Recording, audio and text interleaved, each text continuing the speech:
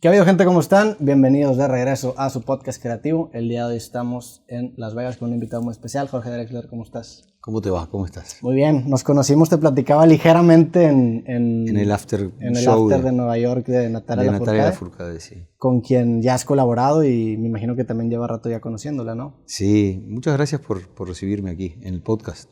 No, el gusto de verdad que es mío.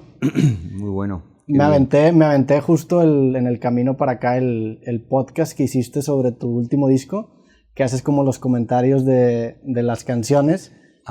Y se me hizo fascinante el proceso creativo y también el ver que tienes como muy bien,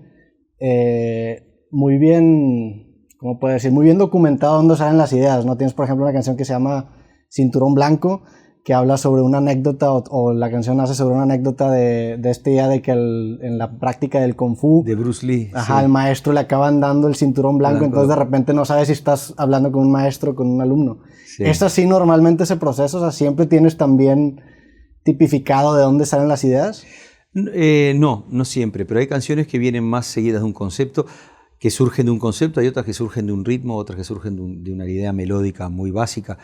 Esa en concreto demoró mucho en ser escrita. Yo creo que el concepto ese me lo dijo un amigo realmente hace como 25 años. Okay. Me lo dijo un amigo que hace mucho tiempo que no veía y que tuve que ubicarlo en Facebook y encontrarlo y decirle, oye, ¿tú te acuerdas que me dijiste esto?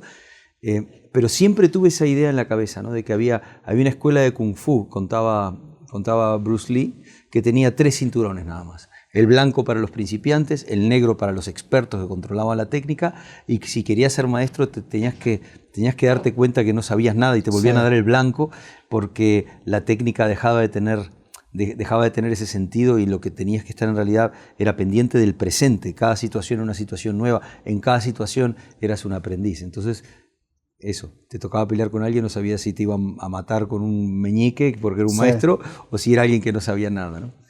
Se me hace muy curioso cómo una idea 25 años después puede llegar a ti. O sea, ¿esas las documentas en alguna libreta?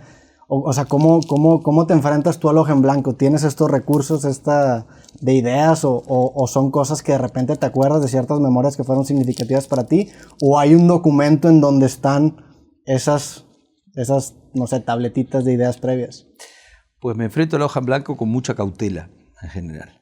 La hoja en blanco es tan importante para mí y es tan omnipotente, porque la hoja en blanco en definitiva es el potencial máximo. O sea, una hoja en blanco significa que, por un lado, que no hay nada ahí, pero que por otro lado que toda historia puede ser contada en ese lugar. O sea, el potencial es absoluto, ¿no? La hoja en blanco me da mucho vértigo, tanto vértigo que la portada del disco es un homenaje a la hoja en blanco. La portada del disco es completamente blanco y tiene las letras de Tinta y Tiempo labradas, ¿no? El show en vivo que hacemos también es un homenaje a la hoja en blanco, es suelo blanco y pared blanca detrás, muy pocos elementos. Es decir, yo entro con mucho respeto a la hoja en blanco. Pero te interrumpí. No, que ahí en los discos muestro, el disco tiene 10 canciones que son 3 victorias contra la hoja en blanco, pero por cada una de esas victorias hay otras 10 canciones que ganó la hoja en blanco. Okay. Se las tragó. Es decir, y si quieres saber una receta acerca de la metodología para componer, la respuesta mía es la que dio Leonard Cohen cuando se lo preguntaron, que dijo, nothing works. No funciona nada. Sí. Es decir, lo había intentado, lo he intentado todo, ¿no? Escribir sobrio, escribir borracho, escribir sin dormir, escribir durmiendo, escribir drogado, escribir sin tomar drogas, le decía Cohen, ¿no? Y después de meditar, y nada funciona como una receta. Es decir, tienes que sentarte ahí y prepararte para lo imprevisto.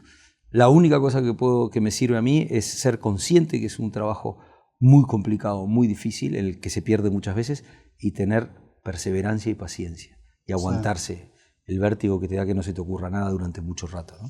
¿Qué tanto es importante el tema de la disciplina? Esto que me estás contando me recuerda mucho a un podcast que escuché hace como 3 días de Jerry Seinfeld con Tim Ferriss, y hablaba sobre darte la celebración de vida por haber intentado escribir, aunque no haya sido un buen trabajo. O sea, ¿qué tanto es el estar presente? Digo, y te lo pregunto porque el título del disco, el de Tinta y Tiempo, precisamente es como una plegaria a la vida de solamente dame tinta y tiempo, ¿no? Eventualmente las cosas que van a acabar saliendo saldrán si tengo la tinta y tiempo necesaria. O sea, ¿qué tanto la disciplina toma un rol para poder sacar las ideas? ¿Sabes qué? Nunca nadie me había dicho que tinta y tiempo es una plegaria y tenés razón. ¿Sí lo ves así? Sí. Yo me di cuenta que era una invocación. En un momento pensé que era una especie como de mantra o de casi una canción de cuna, pero no para dormir a un compositor, sino para serenarme. Me puse muy impaciente en la pandemia. La soledad de la pandemia generó un proceso muy raro que no podía terminar las canciones, porque no sé por qué, pero probablemente porque no tenía el proceso de tocárselas a alguien y enfrentarme y ver qué pasa cuando uno comunica. Entonces escribí esa canción realmente como pidiendo eso, pido lo que necesito, tinta y tiempo, sí que es una especie de plegaria, pero también como para decirme, no estás escribiendo, quítale peso, no estás escribiendo para que quede tallado en granito, estás soltando al viento cosas y además es un proceso que no controlas. De ahí el nothing works, digamos, ¿no? Si relájate porque no lo vas a controlar, aunque lo pretendas, ¿no? Entonces la disciplina la disciplina más importante para la composición es la disciplina no tanto una disciplina horaria para mí, porque además escribo poco. Hace un año exacto que escribí, más o menos en noviembre del año pasado, escribí la última canción para este disco que se llamaba Bendito Desconcierto. No he vuelto a escribir una línea de canción en un año. Y falta un año o dos más antes de que sienta de vuelta que tengo necesidad de escribir. No tengo necesidad de escribir todo el tiempo. Escribir es un acto demasiado removedor, sagrado, te diría para mí, importante. Soy muy mala compañía cuando estoy escribiendo durante el año que escribo. Me obsesiono y me distraigo. Entonces intento escribir solamente cuando no tengo más remedio y cuando realmente tengo algo que decir, honrar ese momento, honrar la hoja en blanco, ¿no?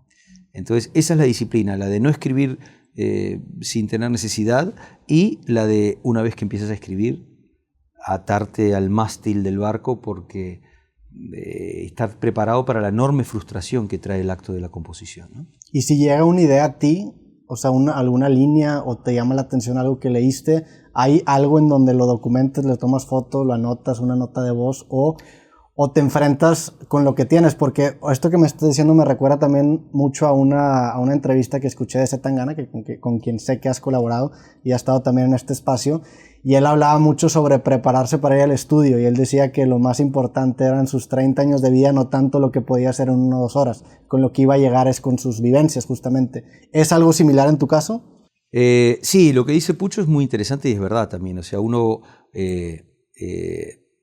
en el estudio no vas a resolver en 2 horas lo que no has hecho en tu vida. Digo, ¿no? Es decir, él también, Pucho, está muy basado en el freestyle. Él viene del mundo del freestyle y de la improvisación, entonces está muy acostumbrado a escribir muy rápido y bajo presión. A mí eso se me da más difícil, pero fue un ejercicio hacerlo con él, la verdad. Tuve que enfrentarme a un titán, que es él escribe mucho más rápido que yo. La canción que hicimos juntos, Tocarte, por ejemplo, toda la primera parte de la letra es de él.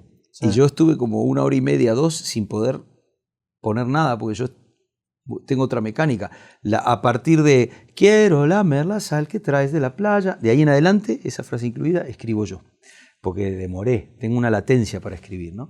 Y entonces, y entonces, claro, y tú escribes con lo que traes de antes, ¿no? Es decir, evidentemente con tus vivencias, con tu capacidad de escritura, porque yo creo que igual que hay condiciones para el baile y condiciones para el fútbol, hay condiciones para la escritura también. Hay gente que tiene más facilidad y gente que tiene menos facilidad, digamos, ¿no? Entonces, y con eso, que lo tienes trabajado desde que eras chico, pues con eso vas a la batalla.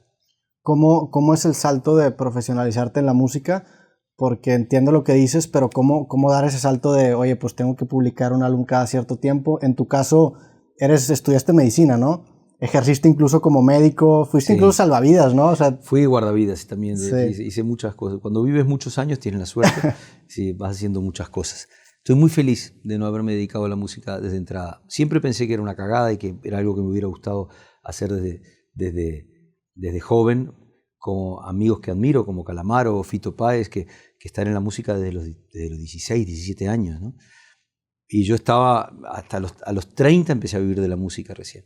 Pero estar del otro lado del mostrador me dio una percepción del mundo, es decir, yo empecé a vivir de la música a los 30 y me empezó a ir bien a los 40. O sea, pasó mucho tiempo. Entonces, estuve mucho tiempo viendo un mundo que no se adecuaba exactamente a mi plan, digamos, ¿no?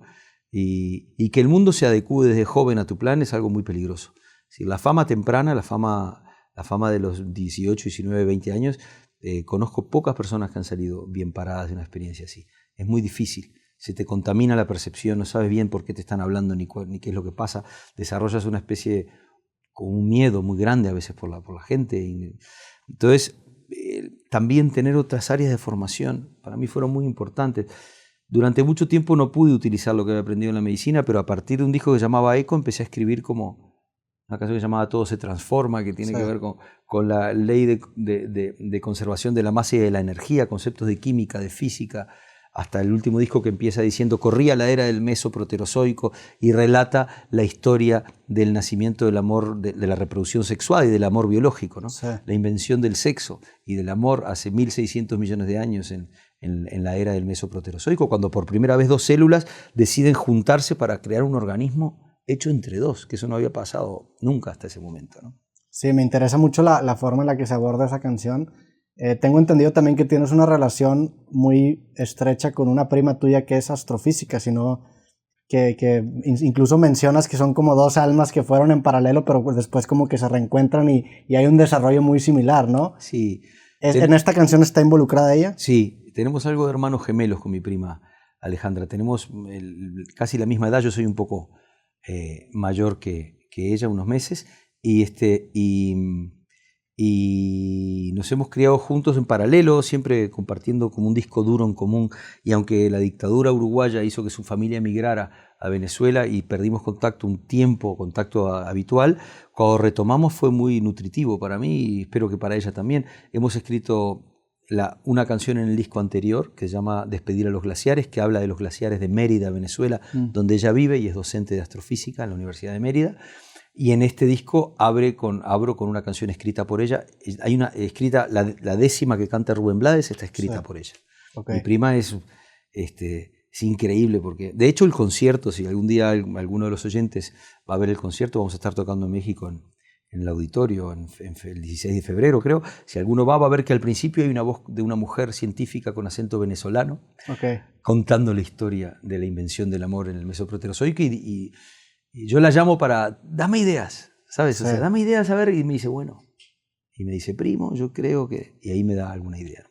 Sí, se vuelve muchas veces el input de los expertos en ciertos temas, se vuelve, el output que ellos te dan se vuelve el input para ti para generar canciones, ¿no?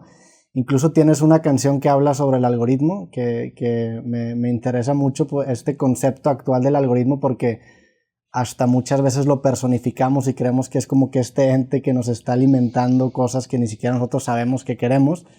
¿Cómo es tu relación con estas tecnologías viniendo, obviamente tú de una composición incluso muy artesanal? ¿Cómo es tu relación con las tecnologías actuales, con el algoritmo, con en general la manera en la que se distribuye la música actualmente? ¿Cómo has lidiado con ello? Pues he ido aprendiendo, tengo una relación parecida a la que tiene todo el mundo, es decir, muchas veces me dejo arrastrar por lo que me recomienda. La canción o algoritmo en realidad tiene una cosa que no suelen tener mis canciones, que tiene ironía. La ironía no es lo más habitual en mi sistema de composición, pero parte también de la misma crisis creativa de la que parte Tinta y Tiempo, pero en vez de una plegaria como Tinta y Tiempo, esta fíjate, puede que sea una plegaria también, pero irónica, porque dice... dime qué debo cantar, algoritmo, sé que lo sabes mejor incluso que yo mismo, ¿no? ¿Quién quiere que yo quiera lo que creo que quiero? Digamos, ¿no? Entonces, pero también es una plegaria, pero dirigida de manera irónica, es decir, es una canción, la gente me dice, la canción esa de protesta contra el algoritmo, le digo, no es una canción de protesta contra el algoritmo, es una canción, en todo caso, no me gustan las canciones de protesta, prefiero las de propuesta o de lo que sea, o de pregunta, pero en todo caso, contra lo que hacia donde estoy dirigiendo la atención y el dedo es a nuestra facilidad de renunciar al libre albedrío. Es decir, tenemos posibilidades de elegir y muchas veces optamos por no elegir. La libertad es una palabra con la que todo el mundo se llena la boca, pero que muy pocas personas están dispuestas de verdad a ejercer. Hay muchas veces que la libertad da mucho miedo. El miedo a la libertad es un miedo muy arraigado. El libro de Eric Fromm, es decir, es la fuente de tantos autoritarismos, de que releguemos tanto nuestras decisiones y que nos gusten tanto por épocas las figuras autoritarias que nos dicen qué es lo que tenemos que hacer. Pues el algoritmo tiene algo autoritario también, pero tú puedes elegir si le haces caso o no, digamos, ¿no? En el sentido de que tú puedes decir voy a seguir un consejo o no lo voy a seguir, o qué consejo le voy a pedir. El ser humano, desde que existe como especie, le ha pedido siempre consejos a los oráculos. El algoritmo funciona como un oráculo, vas, consultas, aunque es una función matemática, sí, es tan gigantesco lo que tiene para ofrecerte que es prácticamente infinito. Entonces funciona como un espejo multirefractante, como un oráculo también, ¿no? Que te dice el camino del medio es el mejor y tú tienes que descifrar qué es lo que quiere decir, claro, eso, ¿no? Sí, es capaz de procesar tanta información y hacer conexiones semánticas que tu cabeza no tiene la capacidad de ver porque no es capaz de procesar tanta información. En los 90s se generó un movimiento similar con el ajedrez, ¿no? O sea, todo ese punto en donde el ajedrez finalmente la máquina le gana al humano con la famosa partida de Kasparov contra Deep Blue, sí, que para mí se me hace un evento bellísimo porque marca un parteaguas. Claro. Y después, en un principio, justamente cuando pierde Kasparov contra Deep Blue se enoja porque él dice que le hacen trampa, porque él dice que la máquina contra la que jugó tenía injerencia humana, como que había un gran maestro también atrás, dictándole ciertas movidas a las máquinas. Tú estabas jugando contra una combinación. Pero después, como 10 años después, saca Kasparov una TED Talk que a mí se me hace brillante. Sí, yo la vi. Y habla sobre cómo la mejor manera de utilizar la tecnología es como tu aliado. Los jugadores de ajedrez más poderosos son los que son capaces de usar estos recursos tecnológicos y mezclarlo con la intuición humana. De hecho, lo conocí a Kasparov. ¿No? Yo fui a dar una TED Talk y estaba en Vancouver. Entonces, ¿la décima? ¿Esa es la décima. Esa okay. Sí, esa TED Talk. Es una época fascinante, sí, digamos, ¿no? Aparte por el paralelismo que tenía en ese entonces el ajedrez. En los 70s y en los 60s con la Guerra Fría, la carrera espacial, todo el fenómeno de los grandes maestros rusos, Bobby Fischer. El ajedrez tiene una historia muy, muy bonita. Claro, pero sobre todo porque durante mucho tiempo se dijo, no, una máquina puede hacer cualquier cosa, sí, pero ganar al ajedrez no puede una máquina, porque el ajedrez necesita un tipo de ingenio humano.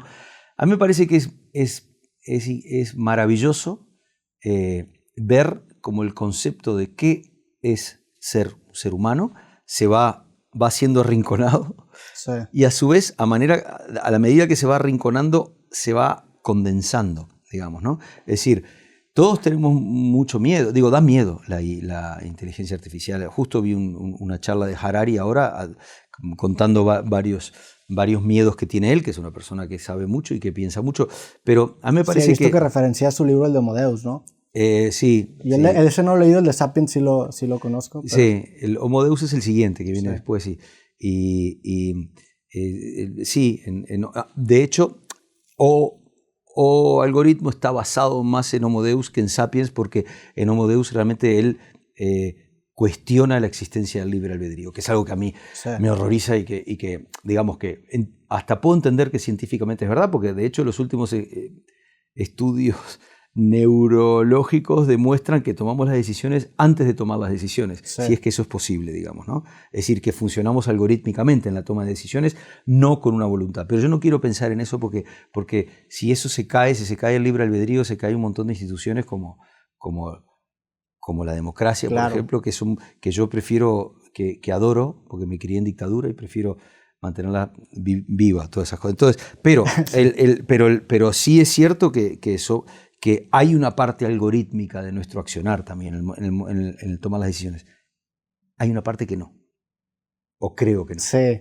Esa parte es la que se va arrinconando y la que todas estas cosas van arrinconando. A lo mejor escribir canciones no es inherentemente humano. A lo mejor dentro de 6 años ya hay una máquina que escribe canciones mejor que nosotros y entonces tendremos que buscar qué es hacer una guitarra, sí, la lutería, por ejemplo. La lutería, un trabajo manual, es decir, hasta qué punto una máquina puede tener ese grado el grado artesanal. ¿Viste? Las piezas artesanales que hacen hay una tribu en Venezuela maravillosa que hace unas cosas que parecen tridimensionales, con trenzados de paja.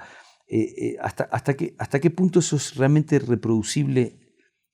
Por ahora falta mucho para que una máquina pueda hacer una cosa así. Es que lo que a mí me da miedo, y pues es esta famosa prueba de Turing, ¿no? Que a lo mejor no tiene que ser perfectamente artesanal o creativo, sino que tiene que ser lo suficientemente bueno para engañarnos, ¿no? O sea, a fin de cuentas tenemos... Sí, si sabes que lo que está del otro lado es una computadora o no. Sí. Pero bueno, hoy en día, es decir, hay un montón es decir, la prueba de Turing ya todos los días nuestro teléfono nos la gana, digamos, ¿no? Estamos todo el tiempo con la sensación de que estamos hablando con una entidad, ¿no? Y que de alguna manera, cuando Facebook te trae una foto y quieras o no, tú estás pensando que hay alguien que te está trayendo una foto, como si fuera una persona. Muchas veces tenés esa sensación, es muy inquietante. Yo te voy a ser sincero, tengo una gran fe en el ser humano. El ser humano me parece una entidad, es decir, yo creo que todavía ni siquiera sabemos muy bien. Estamos recién empezando a saber qué es un ser humano. Y todas estas cosas nos están ayudando porque, por ejemplo, vamos acotando lo que te digo, ¿no? El margen hay muchos trabajos que las máquinas los hacen mejores. Claro. Muchísimos. O sea, estamos rodeados de cosas aquí que las máquinas están haciendo mejor que nosotros, digamos, ¿no? Pero a ver, busquemos qué es lo que nosotros hacemos mejor que las máquinas. Sí, muchas veces tiene que ver con la apreciación.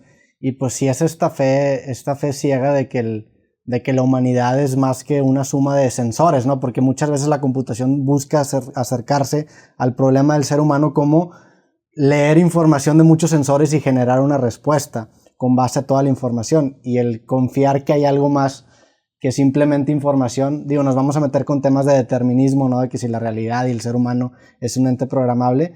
Yo también me gustaría creer que somos algo más que una colección de circunstancias y que hay en el fondo libre albedrío. Yo no sé si somos algo más que una serie de sensores modulados por la percepción y procesados por una mega computadora como es el cerebro.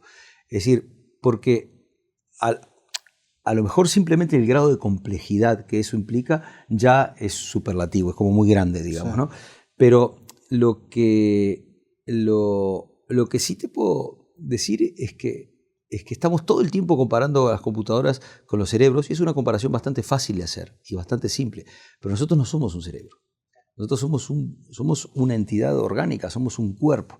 Hasta estamos de vuelta con la cabeza, estamos de vuelta con toda la atención puesta en la cabeza. Sí. Somos una especie muy cerebral, valga la redundancia. O sea, tuvimos que extender, tuvimos que nacer con un grado de invalidez monumental porque ya el cerebro no podía pasar más por la pelvis de las mujeres de nuestra especie. Entonces estamos como hasta los 2 años completamente desvalidos cuando una cebra cae y sale caminando, sí. Digamos, ¿no? Entonces nosotros el precio que hemos pagado biológico por nuestro cerebro evolutivamente es muy grande. Entonces tendemos a pensar que es lo más importante. Pero por eso, cuando yo te estoy intentando dar ejemplos de repente, o cuando pienso para mí de cosas que una máquina no haría con ese grado de sutileza, estoy pensando mucho en actividades manuales. Y estamos todos pensando siempre en actividades cerebrales. Por eso te digo, lutería, ¿no? La lutería, el arte que tan maravillosamente en México se hace en Paracho, por ejemplo, ¿no? Yo tengo mi primera guitarra es de Paracho. Okay. Está hecho por un luthier de Paracho, y la última que me han regalado también es de Paracho. Que me la han traído de Paracho porque la cité aquí en los Latin Grammys cuando me dieron un premio y dije que se la dedicaba a mi primera guitarra, que era de Paracho. Y en Paracho me hicieron ciudadano ilustre de la ciudad. Y sí. Con mucha generosidad, me trajeron una guitarra al DF cuando fui. Así que tengo una relación muy bonita con los luthiers.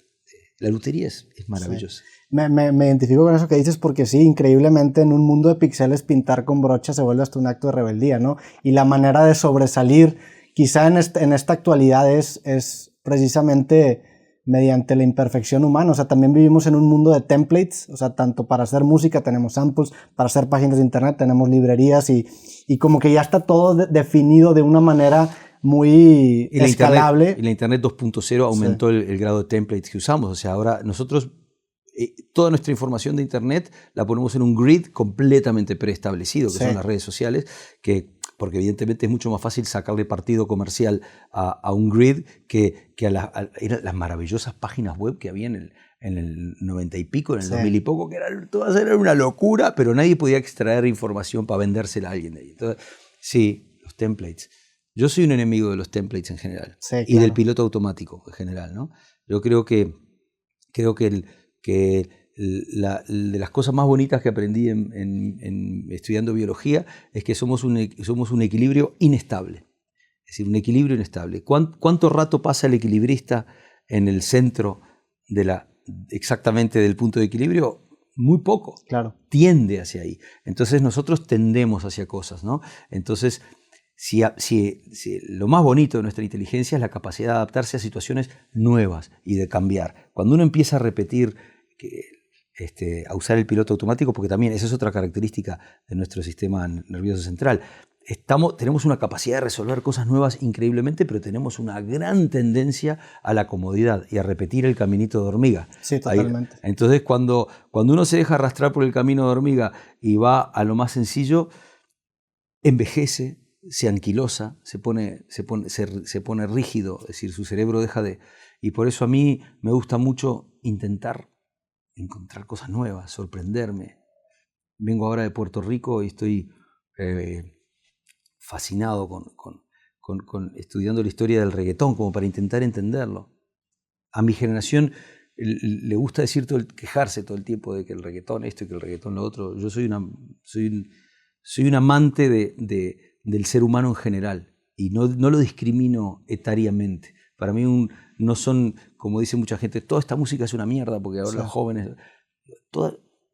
a lo largo, lo único bueno o entre otras cosas buenas de envejecer, es que te vas dando cuenta que todas las generaciones han dicho lo mismo. Ya me lo han dicho a mí y a todas las generaciones que han venido detrás. Digo, te voy a parafrasear, pero sí, escuché una entrevista que dijiste algo así como hacerte viejo te hace notar que cambian los elementos, pero los rituales son los mismos, ¿no? Claro. O sea, la metanarrativa del humano se acaba repitiendo. El contenido de esa metanarrativa no es tan importante, pero el patrón ahí está. Que eso es un elemento... ¿No es bonito? Sí, claro. Es maravilloso. Sí. ¿No es reconfortante a mí saber que puedes leer la Ilíada y saber que hay una serie de dilemas comunes que son los mismos, ¿viste? Claro. La relación con la muerte, la relación con el amor, la relación con el deseo, la relación con la pertenencia. Lo que pasa es que también somos una especie con mucha tendencia a la neofobia, digamos, ¿no? Lo nuevo nos da mucho miedo. También nos da mucho miedo envejecer. Ese es un concepto que acuñaste tú y luego de repente lo dije por ahí una vez y me gustó y me alegro lo hayas encontrado por ahí, pero es como porque vengo toda mi vida con eso. Mi padre compró los discos de los Beatles con 40 años, o sea que ya era un viejo para la generación de los Beatles. Mi padre siempre nos mostró que la discoteca de él estaba abierta. Cuando él traía Cohen y me lo hacía escuchar, a mí no me gustaba al principio, ahora es mi referente principal. Yo traía Marley y mi padre lo escuchaba. Es decir, en mi casa siempre se ha escuchado, siempre ha estado abierta el canal de comunicación a lo que por ambos lados. Mis hijos a mí me gusta mucho Bad Bunny. Me gusta mucho y me gustaba ya anteriormente. Tenía una versión de Yo Perreo Sola hecha con guitarra en la pandemia que la grabé, pero mis hijos de 11 y 13 años respectivamente fueron los que un día en el coche me dijeron en un viaje, vamos a escuchar el último disco, que lo escuchamos en un campamento. El último disco de Bad Bunny es tremendo. A mí me parece increíble, tiene un nivel de variedad y de locura y de textos hay canciones como Marcela, como El Apagón, que son canciones con un análisis, con una descripción de personajes, con una visión del nuevo personaje femenino, ya lo había visto yo en Ella Perrea Sola, describe un personaje independiente, todo muy sexualizado, sí. Pero bueno, ¿qué quiere que haga un tipo de... ¿En qué otra cosa están pensando? Todos hemos pensado y seguimos pensando en eso, digamos, ¿no? Es como... Es decir, entonces es como, pero bueno, una cosa es que una cosa sea increíblemente sexual y muy, pero bueno, la sexualidad es una cosa maravillosa. Sí. Hablabas también un poco del tema de tu edad y cómo a lo mejor envejeces físicamente, pero en tu caso también te ha hecho abrirte un poco más a nuevas cosas, ¿no? siempre he estado abierto, la verdad. Siempre, cuando empecé a sentir que era viejo, es muy temprano, es decir, los oyentes ya sabrán que uno se puede sentir viejo con 22 años. Yo empecé a sentirme, cuando sentí que me estaba quedando trancado, fue en un disco que se llamó Frontera, que es del año 99, que yo tendría 30 y pocos años. Y cuando tuve mi primer hijo, me empecé a sentí como que ya estaba en otra generación, ya era padre, digamos, ¿no? Entonces ahí me entró como una sed de volver a abrirme al mundo, y Frontera es el primer disco en el que utilizo samplers, en el que utilizo el primero que hicimos con computadoras, que usamos software de música electrónica, y que empecé a interactuar mucho con la música electrónica en el 99. Y fue la sensación de sentirme vivo, es una droga poderosísima. O sea, el hecho de sentirte que estás todavía, que estás haciendo cosas todavía, es decir, que yo no veo otra razón realmente mejor para continuar haciendo discos que sentir que tenés algo para aportar. ¿Qué voy a dedicarme a hacer? Yo nunca he hecho revivals, no me gusta hacer, nunca he grabado un disco de grandes éxitos. El único disco que grabé en vivo, que fue hace como 20 años, es un disco donde la mitad de las canciones eran inéditas y se llamaba Cara B, que era un disco, que no tenía, no eran las canciones más conocidas, eran las canciones más desconocidas del proyecto. No me gusta, no soy nostálgico, es decir, a mí me parece que me da una tristeza enorme pensar que lo bueno de mi vida ya pasó, digamos. Claro. Sí, en ese sentido por ejemplo, la carrera de los futbolistas muchas veces se me hace un poco triste, porque muchos de ellos acaban por el resto de su vida, una vez que se retiran, reviviendo esos 10 años que tuvieron un éxito futbolístico, y se vuelve como una obsesión con un evento en específico y no con lo que queda del resto de su vida, que acaba siendo mucho más de esos 10 años, ¿no? Es durísimo. Y además hay otra cosa que te decía hace un rato, son gente que se hizo famosa a los 19 años, sí, y a los 20, y que a los 22 años ya todo el mundo, desde los 21 años no han pisado un supermercado, ¿no? Porque Messi no puede ir al supermercado a comprar, sí, digamos, ¿no? Entonces, en ninguna ciudad del mundo, además, los cantantes no tenemos ni idea de lo que es esa magnitud de fama, digamos, ¿no? Entonces, y para peor de eso, a los 30 y pico, cuando yo te digo, me empezó a ir bien en la música, empecé a dedicarme a la música a los 30, me empezó a ir bien a los 40. Y tengo mi sensación de que estoy como en plenitud, digamos, sí, ¿no? A lo mejor estoy equivocado, pero tengo esa sensación y para mí ya es válido. No puedo ni pensar el horror que debe ser sentir que ya no puedes volver atrás. Los bailarines les pasa lo mismo. Los bailarines ya no quieren bailar después de determinada edad, y los deportes muy exigentes, yo no lo sé, yo empecé a bailar a los 40, cuando todos los bailarines ya se retiran, digamos, ¿no? Soy muy malo bailando, pero lo he disfrutado mucho, ¿no? Sí, también el tener este reconocimiento por tu trabajo en una edad ya más grande te hace aprovechar esa etapa consolidatoria que es tu juventud y tus 20s, y ya con esa información tomar este nuevo reconocimiento a los 30, y te hace acercarte a ello de forma distinta. Por ejemplo, a mí me gustan mucho las artes marciales mixtas, y se da el caso bien curioso de que... ¿Y las practicas? No las practico. Bueno, estoy empezando a boxear, pero la verdad es que no. Soy más admirador que practicante, pero sigo mucho. De hecho, venimos mucho a Las Vegas a ver justo la UFC.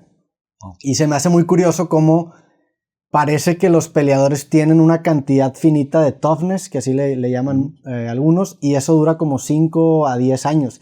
E independientemente de en qué momento empieces tu carrera, eso se acaba cumpliendo. Entonces, si empiezas a los 20, para los 30 años ya estás grande dentro de la carrera, porque ya incluso te sientes cansado. Entonces hay peleadores que a los 33 acaban ya retirados y fueron campeones en su momento. ¿Sabes que a los matemáticos les pasa lo mismo? Porque por la exigencia, me imagino. Los ajedrecistas igual, ¿no? Los grandes descubrimientos, los grandes breakthroughs así de matemáticas, los grandes teoremas, el cerebro funcionando al mango, pasan durante la juventud. Después ya sigues con otro tipo de cosas, sí, pero claro, el cerebro tiene una plenitud en determinado momento. Yo es que me dedico a una disciplina, me la elegí con mucho cuidado, es una disciplina que está basada en los defectos de las personas. Entonces, no en las virtudes, ¿no? Entonces me gusta mi disciplina por sus defectos y a pesar de sus virtudes. Me gusta mucho pensar que esas pequeñas rendijas por las que entra la luz en las personas, esos errores de formateo son los que acaban dejándote percibir la realidad a través del reflejo de la realidad de tus propios defectos y tus propios errores, ¿no? Entonces, yo no soy un atleta en ningún sentido de la vida. Nunca he sido ni un deportista muy concentrado, nada, pero me gusta jugar, me gusta hacer surf, me gusta mucho, me gusta el surf, soy muy malo, me gusta bailar, también soy malo, pero lo hago con mucha alegría. Me gusta cuidar del cuerpo de una manera muy errática, pero me gusta bailando o haciendo alguna serie de ejercicios una vez cada tanto, pero creo que somos entidades corporales también, ¿no? Y hemos vuelto de vuelta a ese tema, ¿no? Y me gusta mucho disfrutar de eso. Además, te digo, tengo como un mensaje desde el planeta de los 50 y pico, del que vengo yo, que hay vida en ese planeta, digamos, ¿no? Para los que están escuchando, en el sentido de que hay ahí. Yo cuando era chico, eso me lo enseñó mi padre también, leí una novela de Mario Benedetti que se llamaba La Tregua, y en ella el protagonista es un oficinista. Sí, la he leído, es muy buena. ¿Es La Tregua o Gracias por el Fuego, que se enamora teniendo 40 y pico de años? Creo que es La Tregua. Es La Tregua, sí, ¿no? Sí. Entonces se enamora y yo la leí siendo un adolescente. Entonces fui y le dije a mi padre, a ver, digo, esto no puede ser verdad. Digo, una persona no se puede enamorar con 40, 50 años, así es cierto. Y mi padre dice, creo que tenemos que tener una conversación. Sí, como que también la juventud te da esta soberbia de creer que todo está pasando alrededor de ti, ¿no? Claro. Y hay vida después de los 20, de los 30. De los 30, de los 40 y dilo, después de los 50. Y de los 50 también. y con la 60, tecnología ahorita todavía más, ¿no? Claro, y yo no lo sé. Yo estoy muy feliz y me siento como muy pleno y es como, yo qué sé. Claro, el cuerpo evidentemente tiene unos limitantes que vas notando. El cuerpo empiezas a notar, pero los limitantes del cuerpo, la pérdida de audición empieza a los 24 años. Sí. Tu cóclea ya no funciona a los 34 como funcionó en su plenitud. Pero también esas limitaciones acaban siendo inspiradoras. Creo que tú una vez, fíjate que acabo de hacer una conexión. Yo sé que publiqué un libro hace un año y una de las ideas de ese libro, creo que salió una entrevista tuya que citaste Stravinsky, que decía, entre más me limito, más me libero, ¿no? Sí. Esa cita acabó siendo una semilla que después acabó plasmada en un libro, acabo de hacer esa conexión. La limitación física también se puede volver una fuente de inspiración, ¿no? Exactamente. No hay disciplina creativa que funcione sin límites. Sí. El límite es esencial.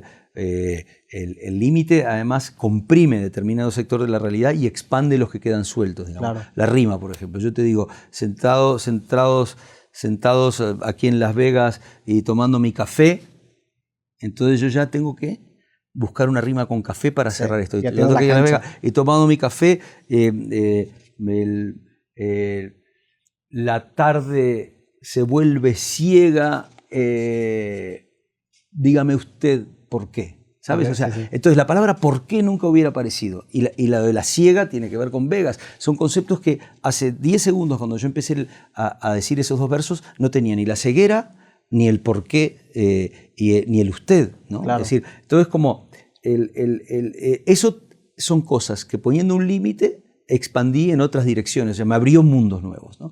Entonces sí, cierto, la conciencia de la finitud la conciencia de la finitud es una mecha como para encender así el disfrute de la vida, porque es decir, no hay nada que te haga, bueno, te puede paralizar, pero no hay nada que te ponga las pilas más para disfrutar la vida como la conciencia real, claro, absoluta, de que se termina, de que es finita y de que el cuerpo se termina, o sea, úsalo, ¿sabes? Entonces, ¿piensas tú en tu mortalidad? ¿Es un tema en el que piensas o usas a la muerte como inspiración, usas a la muerte como generarte un sentido de urgencia, o no es algo en lo que piensas? Mira, justo el otro día fui a ver a Natalia en su concierto y me impresionó mucho porque yo tenía que cantar, entonces no vi todo el concierto, todavía no pude escuchar el disco porque estoy en una locura, pero sí que vi una canción sobre la muerte que me pareció tremenda, Gracias a la muerte, ¿no? Parafraseando a Violeta Parra, Gracias a la vida, ¿no? Entonces, Gracias a la muerte, me parece maravilloso y dije, qué cabrona, chiquita que es, tan jovencita, ¿no? Porque es más chica que yo, y ya está haciendo los deberes, ¿sabes? Como yo voy tarde, estaba pensando, ¿no? Voy tarde, en algún momento... Lo que pasa es que por ahora soy más consciente como del deterioro. Creo que el disco mío Bailar en la Cueva de hace 10 años fue cuando dije, venga, a bailar, a aprovechar el cuerpo mientras funcione, digamos, ¿no? Y en algún momento tendré que... Yo creo que la tengo ahí consciente, todavía no la he visto realmente a los ojos, ¿no? No lo sé, me gustaría estar bien preparado, pero no sé si es mucho pedir, digamos. Sí. Hay un libro que justamente en la plática que tuve con Natalia allá en Nueva York, le mencioné que es un libro que lo leí por todas las razones incorrectas, en el sentido de que lo vi en una película de Woody Allen y dije, ¿sabes qué? Lo voy a leer porque se veía interesante y el libro se llama La negación de la muerte. Y lo leí por estas razones incorrectas, pero me acuerdo que lo terminé de leer y fue una lectura bien difícil, muy forzada. No lo conozco. Pero es de un autor que se llamaba Ernest Becker. Que ganó el premio Pulitzer, creo que es del 70 y tantos. Y en este libro hablaba sobre la mortalidad del humano y cómo el ser humano es el único ser consciente de su propia mortalidad. Y él dice que esta sabiduría tiene el potencial de volverlo un neurótico. Entonces el ser humano tiene que solucionar esta posible neurosis mediante el engaño. Entonces él ofrece como 3 alternativas con las que puedes engañarte para no pensar en la muerte. Y la primera es la religión, en la que te venden esta narrativa de vida, que si la sigues al pie de la letra tienes vida eterna y lo solucionas. El amor, en el sentido de que tú puedes diosificar a tu pareja o incluso el amor a tus hijos se genera como una trascendencia a la misma muerte, que es otra manera de negar la muerte. Y la tercera es el arte. Él habla sobre cómo el artista tiene esta puñeta mental de que él va a morir, pero su obra va a trascender su propia muerte y soluciona este conflicto.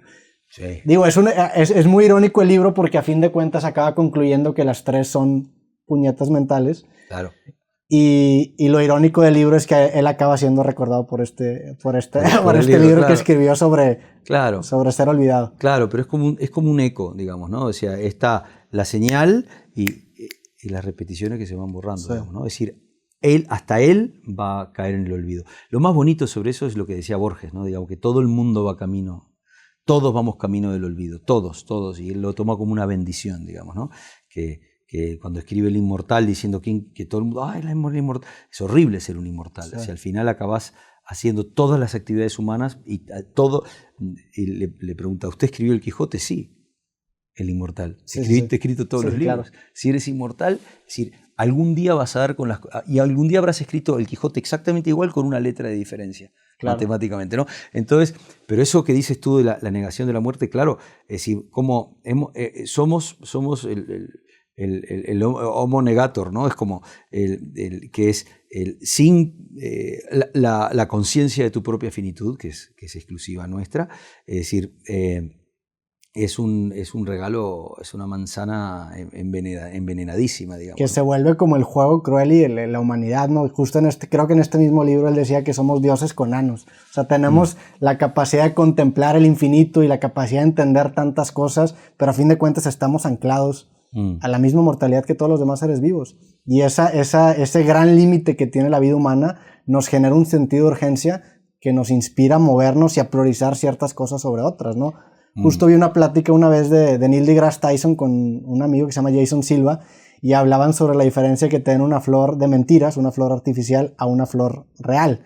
Y el sentido de saber que la flor va a morir le genera un valor, claro, al aprovechar el momento en el que la tienes y está viva. O sea, ese gran límite de la muerte es el que le da irónicamente vida a la vida. Si lo tomas como un límite y si eres consciente de eso y eres consciente de que vas camino hacia el olvido, lo único que se me ocurre es y la pandemia nos volvió muy conscientes de eso, ¿no? Es decir, la imprevisibilidad, la finitud, la enfermedad, la pérdida, el miedo, la soledad, todo se acrecentó. Entonces, yo me acuerdo que el disco, este último disco, es un disco como muy celebratorio. Cuando yo en realidad empecé a escribir al principio de la pandemia canciones muy oscuras, todo.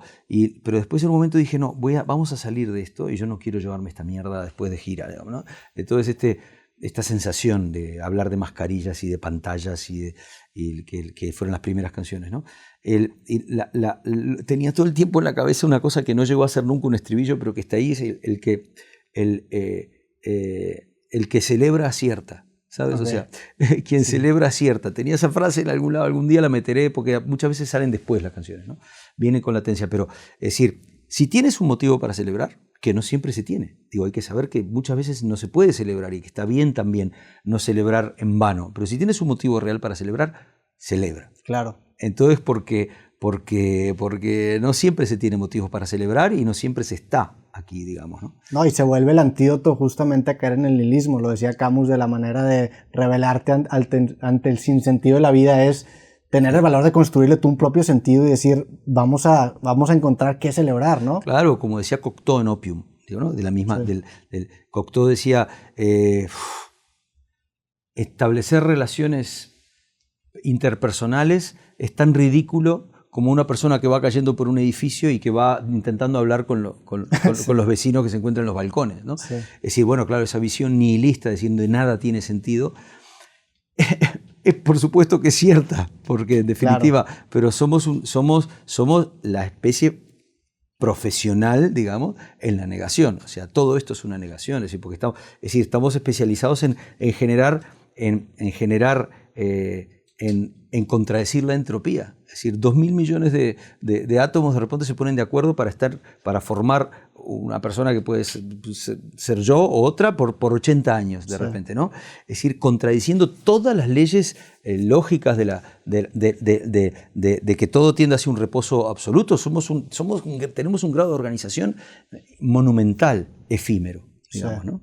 Es decir, pero también efímero. Entonces, yo no sé ni qué, probablemente sea una casualidad de que se fueron poniendo un ladrillito arriba del otro y acabamos teniendo autoconciencia nosotros, ¿no? Pero me lo han dado, me gusta mi cuerpo, me gusta disfrutarlo, me gustan mis ideas y mientras pueda lo haré, no tengo otro plan. Sí, está bien interesante eso porque sí, muchas veces el nihilismo se puede interpretar como un problema semántico, ¿no? O sea, tienes esta idea de que, como decía Carl Sagan, que somos un puntito de un speck of dust, decía, que eso lo puedes tomar como de la manera de que, bueno, somos insignificantes, o lo puedes parafrasear de otra manera y decir, bueno, ¿sabes qué? De toda esta inmensidad estamos nosotros, o sea, ¿cuál es la probabilidad de que en este lapso de tiempo esté yo presente? ¿Qué tantos milagros tuvieron que haber pasado para que yo estuviera presente en este momento? Y se vuelve, pues, esta disyuntiva que muchas veces la acreditan a Darwin, que yo no sé si es una frase de Darwin o no, porque siento que le empaletan frases que de repente ni son de él, de que o todo es un milagro o nada es un milagro. Okay. Sí. Me parece que es apócrifa, pero no, claro, yo me temo, digamos, que la membrana que separa el nihilismo de la capacidad de goce, digamos, de la celebración, el nihilismo de la celebración, me temo que es muy finita. Me temo porque creo que, como dices tú, la frase es la misma y un cambio de spin en una dirección o en el otro te puede llevar a decir no tiene ningún sentido. Hasta tal punto de que tengo muchas canciones que tienen un spin en una dirección en la estrofa y un spin en otra dirección en el estribillo. ¿No? Me he dado cuenta que muchas veces planteas situaciones negativas y al final dices, pero ¿sabes qué? Está bien. Pero está bien. Ajá, me gusta que hagas eso. Sí. Está bien, porque por eso te digo, esa membrana que separa los dos mundos, la veo en las canciones, veo que es mi manera de lidiar con esa angustia. Lo expongo. Hay una canción, odio autocitarme como primera cosa, ¿no? Pero soy una persona inculta, entonces tengo que andar, no conozco ningún otro repertorio mejor que el mío, entonces y además esta es la manera en que pienso, digamos, ¿no? Y pienso como escribo. Hay canciones como La Edad del Cielo que dicen no somos más que una gota de luz, una estrella fugaz, una chispa tan solo en la Edad del Cielo, no somos lo que quisiéramos ser. Solo un breve latir en un silencio antiguo con la edad del cielo, ¿no? Es como decir, no somos nada realmente, ¿no? Y el estribillo dice, calma, todo está en calma, deja que el beso dure, deja que el tiempo cure, deja que el alma tenga la misma edad que la del cielo. Entonces es como diciendo, vale, es así, pero también se puede estar sereno en eso, se puede estar en el medio de la ola de pie arriba de la tabla, digamos, ¿no? ¿Qué tan difícil fue crecer en Uruguay y vivir de la música? Recientemente me tocó platicar con el compatriota tuyo Roberto Musso del Cuarteto de Nos y me platicó un poco pues cómo batalló él al principio. Él también es una persona que le llega el éxito en una edad ya muy grande. Bueno, él era muy famoso en los 80. Sí, tuvo el disco más vendido en la historia Uruguay, de Uruguay, sí. Pero ni con eso era suficiente para poder vivir de la música. Otra Navidad en las trincheras. Sí. Yo empecé a hacer... Tú fíjate que yo empecé a hacer música... Casi 10 años después que sacaron ese disco empecé a escribir yo canciones. Fue maravillosamente difícil, en el sentido de que me crié en una sociedad sin expectativas. Okay. Me crié en una sociedad donde mis héroes, Fernando Cabrera, había trabajado de taxista y es uno de los compositores en castellano más importantes que hay. Leo Maslía, uno de los compositores más brillantes y locos en castellano, había sido cerrajero, y Rubén Olivera, uno de mis maestros, era docente y sigue siendo hoy en día docente de música todavía, donde todo el mundo de repente preparaba un disco, lo pagaba de su bolsillo. Mis 2 primeros discos los pagué de mi bolsillo. El primero vendió 33 copias. ¿Ganaste un festival de la canción, ¿no? En el 91, o ganaste un premio? O sea, tu primer cassette fue en colaboración con otros grupos. Ah, sí. El primer cassette, el Radio Alfa, sí. Y presenté una canción y gané un festival de la canción. Ya me estaba haciendo dudar con tu cara. ¿Sí? No, es cierto, no. Es que no me acordaba. Pero es cierto, sí, que bien documentado que está, che. Entonces la gente grababa un disco, pagaba de su bolsillo, organizaba la presentación del disco durante 6 meses, perdía dinero en la presentación que no conseguía llenar, porque claro, en Uruguay nadie nos enseñó que hay que generar una carrera de continuidad. Nadie esperaba vivir de la música. Yo entré en la música con aspiraciones muy, muy mínimas, que eran como registrar una cosa que siento que tengo para decir. Punto. Y poner ese registro en un anaquel para cuando venga un aburrido estudiador de musicología en el año 2078 y diga, a ver, ¿qué pasó a finales del siglo XX en Montevideo en el área de la canción? Y agarre, ¿y este tipo quién es? ¿No? Y diga, mira, pues alguien dejó su testimonio. No aspiraba realmente más que a eso. De hecho, viví de la medicina para la música mis 2 primeros discos. Y estaba bien, estaba contento. Sí. Sí, me da mucho esa impresión de que se vuelven documentaciones, incluso de cosas muy específicas. O sea, por ejemplo, la canción que tienes, la de telefonía, que acabas bendiciendo y alabando a todas las telecomunicaciones. Y a la radiación y a todo.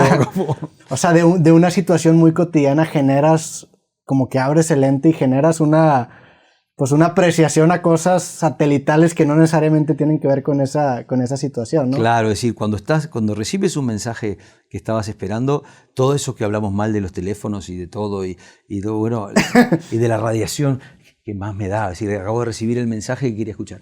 Pero también ahí hay una cosa que vuelve a decir, por otro lado, como en realidad, pero estamos diciendo lo mismo desde el Cantar de los Cantares. Sí.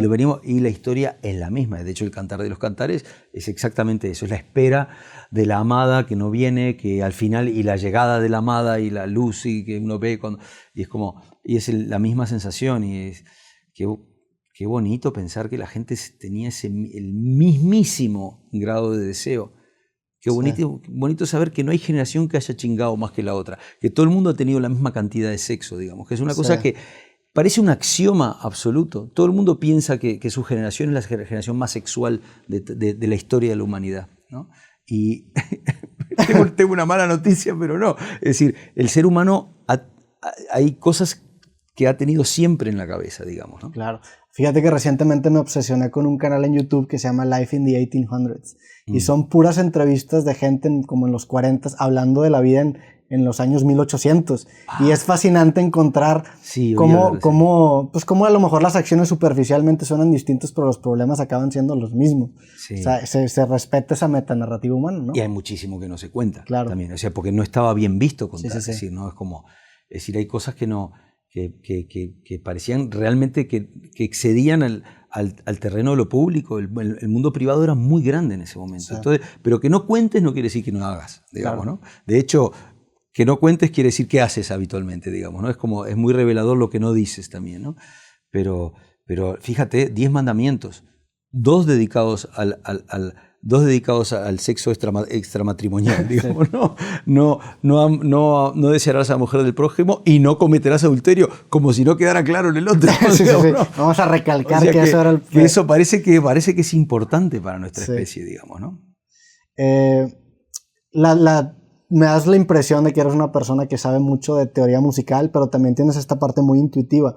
Para ti la teoría musical es un recurso, o sea, por ejemplo, hablas de la décima, que la historia de cómo te enteraste de que existía fue por un encargo, ¿no? Porque acabó desenvolviéndose en una canción que lo cuentas en la plática. ¿Cómo ves la teoría como un recurso que de repente acudes para resolver ciertas disyuntivas sónicas? ¿O qué rol tiene en ti la teoría musical y cómo mantienes viva la intuición con esta malla que muchas veces puede parecer rígida, ¿no? Que es la teoría. Pues ahí creo que me parece que tiene que ver un poco la formación del lado científico que tengo. En el sentido de que siempre aprendí que aprender era bueno. Soy nieto de maestros de escuela, además. Siempre saber más es mejor que saber menos. Aprender a leer y escribir es mejor que no saber leer y escribir, ¿no? Es decir, y saber más. Es decir, la ciencia no tiene ningún problema. A nadie se le ocurre plantear que porque has estudiado demasiado vas a perder la espontaneidad, digamos. Es una cosa que no entra en la cabeza de nadie. Entonces, durante tanto tiempo nos hemos movido los artistas en un mundo de misterios, digamos, ¿no? Es decir, porque es muy bonito pensar en el pensamiento mágico y pensar que somos realmente únicos, pero es lo mismo que pensar que somos eternos. Es otra manera de huir a la... Pensar que uno es único, que lo que se le ha ocurrido es como una especie de conexión divina. Estás ahí juntando en 3 disciplinas las 3 descripciones de la negación de la muerte, que es el libro que leíste, ¿no? El arte, el amor, de repente lo que estás contando, porque y la religión, porque eso... También lo que dice el reggaetón, nadie te lo va a hacer como te lo hago yo, que es la premisa básica del reggaetón, digamos, ¿no? Es decir, pues no, señores, eso solo lo dice alguien que ha tenido muy poca experiencia sexual, digamos, ¿no? Es decir, en cuanto empiezas a ver en la vida, la inspiración esa, solo cree que la inspiración del artista es una cosa como así, es una especie de aura que le cae musa, encima a alguien que no se dedica a eso, digamos, ¿no? Es decir, porque en realidad nothing works. Como decía, ¿no? O sea, y hay que tener esa humildad de decir, lo intento y no me sale a veces, y a veces sí, y a veces no, y a veces sale una genialidad y a veces sale una porquería, y es como, y entonces cuando me empecé a dar cuenta de eso, empecé a decir, bueno, por las dudas voy a aprender, voy a estudiar, y luego a desestudiar, de ahí lo del cinturón blanco, por eso es tan importante desaprender, tanto, pero aprender también es importante. Claro. Y no es lo mismo no saber nada que haber sabido y haber desaprendido. Es parecido, digamos, ¿no? A mí me gusta más aprender y desaprender. Estudié mucha teoría musical, mucho más que la parte literaria. Soy un autodidacta en lo literario, pero en lo musical sí. Estudié armonía, composición, guitarra clásica durante 10 años, con mucho, y luego tuve que desaprender todo eso, y toco la guitarra mucho peor que cuando estudié guitarra clásica, y a la vez mucho mejor, porque he aprendido a utilizarla como una herramienta de comunicación. Soy de vuelta un cinturón blanco, digamos, en la guitarra, ¿no? Porque fui un cinturón negro en una época, ¿no? Entonces tuve que desaprenderlo, eso. Por eso es tan importante lo de desaprender y lo de volver al cinturón blanco.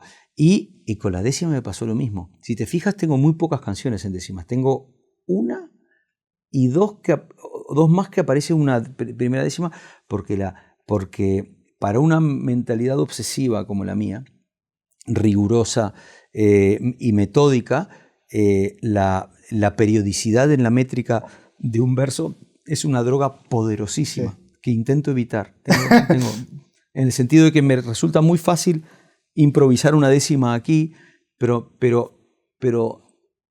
produce unas soluciones esquemáticas que traen su propia musicalidad de antes y que para mí me deserotizan la canción. Es decir, hay una erótica de la canción también, no estoy hablando de sexo, sino del eros, digamos, ¿no? De buscarla sin saber lo que vas a encontrar, que se pierde con una versificación fija. Claro. La misma determinación que te decía recién de los esquemas de rima es buenísimo para algunas cosas llevo varios años intentando olvidarme de la décima, en el sentido y amándola a la vez, digamos, ¿no? Es decir, como intentando no empezar una canción y romper la periodicidad, ¿no? Es decir, tengo mucha tendencia a la periodicidad, tengo una tendencia a la simetría muy grande, que es una enfermedad como cualquier otra, digamos, ¿no? justamente sobre el tema de aprender mucho, me llama la atención lo que dices porque este espacio me ha permitido hablar con mucha gente especialista en muchas disciplinas. Y yo me he dado cuenta que la conversación se acaba volviendo como un turismo de las estructuras mentales de la persona que tú tienes enfrente. Entonces, independientemente si es un músico o si es un científico, a la hora que te explica tus ideas, la arquitectura que sigue él para construirlos se acaba apareciendo entre las diferentes disciplinas y te acabas dando cuenta que las áreas de conocimiento, a fin de cuentas, o la división que existe entre ellas es arbitraria, todo es conocimiento humano y empiezas a encontrar esos patrones que muchas veces acaban siendo hasta patrones físicos, en el sentido de que, por ejemplo, la relación entre la música y las matemáticas acaban siendo condicionados por elementos que muchas veces tienen que ver con la física, o sea, las leyes físicas hacen que ciertos patrones funcionen y ciertos no, y el tener esta multidisciplinariedad, si es que existe la palabra, te hace encontrar estos metapatrones, ¿no? Y perderme otros. Claro. Sí. Te acabas encariñando al aprender a aprender, valga la redundancia. Y aprender a desaprender. Sí. Sí, y a desaprender también. Tengo un cariño enorme por el desaprendizaje también, además de por el aprendizaje. Son parte del mismo fenómeno, en el sentido de que en lo que no creo es en la consolidación, en el sentido, ni en la consagración. Hay una frase de Calvino que me encanta, que la repito mucho en las entrevistas, a lo mejor la viste en alguna, que es Italo Calvino en 6 lecciones para el próximo milenio. En la primera habla de la levedad y habla de la figura de la medusa, de la gorgona, y dice que la gorgona, algo parecido, a lo mejor lo deformé yo, pero la gorgona, lo arreglé un poco a lo que yo quería decir, pero la gorgona es la fama, la gorgona es la consagración. Quien mira a los ojos a la gorgona, con su cabeza de serpientes, se transforma en una estatua de sí mismo. Es decir, vale, te has consagrado. Ahora solo te miras el ombligo y ya, es decir, eres una deidad, eres muy parecido a ti mismo, de hecho, a veces mejor que ti mismo por la imagen, pero estás muerto. Claro. Estás paralizado. Y yo no quiero eso para mí. Yo quiero que los procesos sigan vivos, que no quiero que se me vuelva rígido una estructura de pensamiento. Pero me quedé pensando una cosa que dijiste recién. Que dijiste que la arquitectura era común en la manera de los cerebros de manifestarte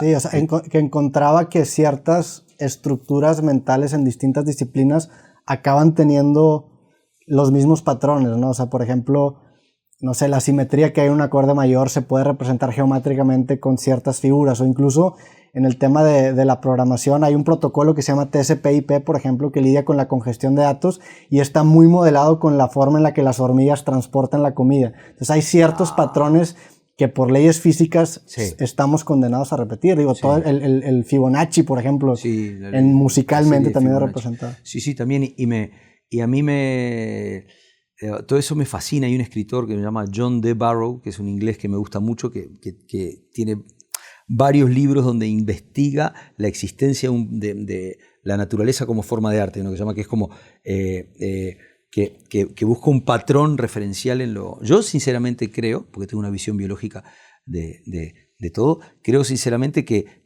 y lo pongo en una de las canciones, que el arte es el perfume de nuestra especie, ¿no? El arte es el... El plumaje del pavo real, también le decías, ¿no? Claro, ¿no? Pero el arte es el... hay una que se llama Amor al Arte que dice, el arte es es el perfume de la simiente, o algo así, digamos, ¿no? Como que la genética, digo, que nosotros como entidad de ladrillito que se empieza a construir sobre ladrillito, luego empieza a autorreproducirse, y luego sale del agua en el mesoproterozoico y conquista la Tierra, y luego adquiere conciencia de sí misma, y luego esa conciencia produce algo artístico. No hay en ningún momento una discontinuidad hasta la primera molécula orgánica, digamos, ¿no? O sea que de alguna manera eso deriva de unos átomos de carbono con nitrógeno que se han relacionado entre sí, y eso acaba en una canción. Es decir, creo sinceramente que hay una relación entre eso, y que sobre esa cadena seguiré escribiendo porque me interesa mucho, pero en el sentido de que venimos de ahí. Pero lo que yo te preguntaba de la arquitectura, porque a veces yo pensaba que la arquitectura diferenciaba las cabezas en cuanto a la manera de manifestarlo, pero es decir, el continente que es la arquitectura, y me preguntaba si no era el contenido lo que es común, y no el continente. Cada persona que tenemos todos un contenido común, como podrá ser y que tenemos maneras diferentes de establecer edificios para contarlo de repente. Por eso cuando insististe tanto en la arquitectura, eso me da a pensar más que es una proyección tuya, que sos una persona también con mucha tendencia a la simetría, mucha o sea, tú te refieres que hay distintos estilos de arquitectos que construyen ideas de cierta manera. Que me refiero a que cada disciplina es una arquitectura y que cada disciplina es un continente. Y lo que quizás no varía no es tanto el continente como lo que hay dentro. Lo que estamos de vuelta oyendo a ver qué es lo que nos constituye como especie, como seres humanos. Y que la manera de contarlo, que de repente llegas, la herramienta en realidad es la manera en que lo presentas, ¿no? Es decir, el asombro, cómo traes a tierra el asombro ante el mundo, ¿no? Si eres científico, pues mediante el asombro ante el estudio sistemático. Si eres músico, mediante como un volcado de una experiencia. Pero claro, yo le llamo arquitectura a cada una de esas maneras de volcarlo y le llamo lo que hay dentro al continente, pero en realidad puede ser terminológico. Quizá a lo que me refiero es más a las bases teóricas a lo mejor de cada disciplina que se asemejan mucho, porque sí me da la impresión de que son piezas extrapolables y aplicables a otro lado. Sí. O sea, de hecho, las grandes innovaciones en las áreas de conocimiento muchas veces acaban surgiendo cuando alguien de cierta área aplica ese conocimiento y ese patrón a otra área y acaba siendo muy disruptivo, ¿no? A mí no hay nada que me guste más que el lateral thinking y que me guste menos, que volvemos de vuelta, que los presets que habías dicho, ¿no? Que las grids, que lo que ya está ya prehecho. O sea, el piloto automático es el principal enemigo, me parece, de la creatividad, igual que lo es de la vida. La vida es un equilibrio a través de una membrana donde intentas tener una concentración de iones, pero nunca la consigues de verdad, digamos, ¿no? Entonces, qué buena charla, che. No, para mí ha sido un gustazo platicar contigo. Entró Preser y debe estar flipando porque agarró. No te lo has perdido, la verdad es que el muchacho. No, yo aprendí muchísimo, muchísimas gracias. Va a haber una segunda parte. Yo encantado. Este es tremendo. Wow, él me conoce y sabe que no duro ni 5 minutos si no me interesa lo que me están diciendo. No, pues muchísimas gracias. De verdad, para mí ha sido un gusto. No sé si tenías más cosas que preguntar. Yo encantado. Yo no tengo mucho más que decir, me parece. Lo último que te quería preguntar es, entiendo que existe un desfasamiento en la carrera artística en el sentido de que... Desfasamiento sí que no existe como palabra. Desfase es mejor. Desfase. Aquí inventamos a veces ciertas palabras. Existe un desfase en la carrera artística en el sentido de que muchas veces lo que publicas acaba siendo un reflejo de quién eras o en qué estabas pensando hace algunos años. Tu último disco, me imagino que representa las ideas en la época pandémica y es una fotografía de ese tiempo, por así llamarlo. En este momento, ¿qué temas te interesan? ¿En qué estás enfocando tu atención? Dos cosas. La primera, que lo que dices es muy cierto. Una de las entidades que más me aparece todo el tiempo últimamente es la latencia, digamos, ¿no? La latencia es el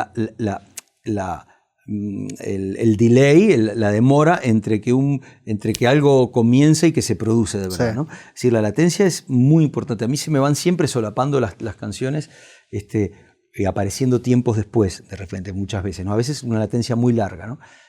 El concepto de latencia es importantísimo. Los procesos tienen latencia. Hay que entender. Tinta y Tiempo habla de eso. Habla de, tranquilo, esto tiene una latencia. Y no la controlas. No depende de ti. Nunca sé ni por qué ni cuándo. Esa voz yo no la comando. O sea, no va a pasar ahora cuando quieras. Va a pasar dentro de un tiempo. Tú planteas la realidad. Tú propones, la realidad dispone y dispone en diferido. Que es muy importante entenderlo eso porque es como quitarse un peso de encima, ¿no? Y decir, vale, ya pasará, tinta y tiempo, digamos, ¿no? Es sobre la latencia exactamente lo que dijiste. Entonces, pero el otro concepto que me dices es cuáles son tus ideas. La otra cosa es que yo no sé si escribo canciones a partir de ideas. Es decir, para mí a veces sí, a veces hay ideas que van así, pero a veces escribir canciones es como hacer un collar. Agarras una cuenta, mira qué bonita, y la pongo aquí. Y agarras otra y mira qué bonita. Y agarras otra, esta combina con la anterior. Y esta combina con la... Y cuando quieres ver, tienes un patrón. Pero te das cuenta en el espejo retrovisor de cuál es el patrón. Yo de hecho me di cuenta de que el amor estaba muy presente en el disco mucho después que estuvieran escritas las canciones. Me di cuenta, y ahí fue como, bueno, vamos a poner esta al comienzo, que es el nacimiento del amor. El amor es una invención de la naturaleza, eso es maravilloso, que el amor no siempre existió. Hubo vida en el planeta, hubo vida casi 1 millón de años, casi 1.000 millones de años, perdón, sin que hubiera ninguna interacción entre los seres vivos, más que comerse uno al otro. Cada célula se reproducía ella por su... No había cooperación, no había sexo, no había amor en la manera más abstracta de llamarlo, de juntarse 2 personas y generar una tercera. Tampoco había muerte, porque cuando se dividía una célula en 2, esto me lo dijo mi prima y me mató, cuando se dividía en 2, la entidad esta Z28, había 2 Z28, pero no desaparecía Z28. Cuando Z28 se junta con X33, desaparecen las 2 y aparece J35, que es otra. Esas J anteriores murieron y hay una discontinuidad y se muere esa entidad para crear una nueva. O sea, la invención del sexo es la invención de la muerte también. A mí cuando me lo dijo mi prima me quedé como, ¡wow! Sobre eso no pude escribir todavía, ¿no? Entonces es como no sé, claro, eso es una idea y se puede escribir sobre eso, pero muchas veces no.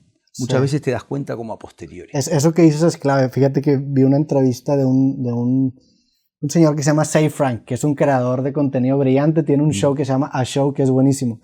A Show. Es un gran nombre. Yo creo que fue el inventor del videoblog. O sea, él empezó a bloguear, hizo un show de noticias previo a YouTube. Y él tenía esta conferencia y hablaba sobre su camino al éxito.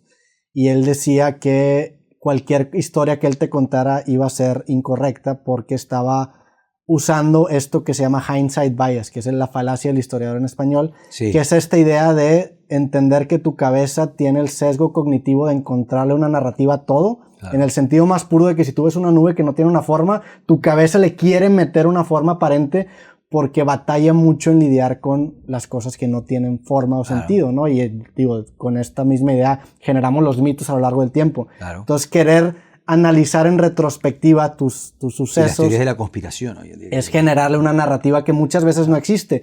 Pero en el arte puedes aprovechar este sesgo que tienes para contar historias y encontrar pues narrativas a cosas que a lo mejor no tenían esa intención, ¿no? Con el tema del libro, perdón, que ya para terminar, en el último que saqué, y ahora que contaste la historia o la leyenda de la góngora, fue una de las cosas que también anoté para... Yo tengo una libretita de ideas donde anoto las cosas que me llaman la atención de las cosas que escucho o leo. Y una vez que pasa cierta cantidad de tiempo, como que empiezo a leer qué me llamó la atención y encuentras esa narrativa que las une, ¿no? Me identifico mucho porque sé que haces algo similar con los discos, ¿no? O sea, piensas más en las canciones y luego analizas todas las canciones y encuentras este patrón en común que acaban encapsulando el disco, pero nunca fue una intención de primera mano, ¿no? Ni es verdad. Eso tampoco es verdad. Ni es verdad. Eso lo puedo confesar aquí a los oyentes. Todo lo que estoy diciendo del disco lo inventé a posteriori como una especie de...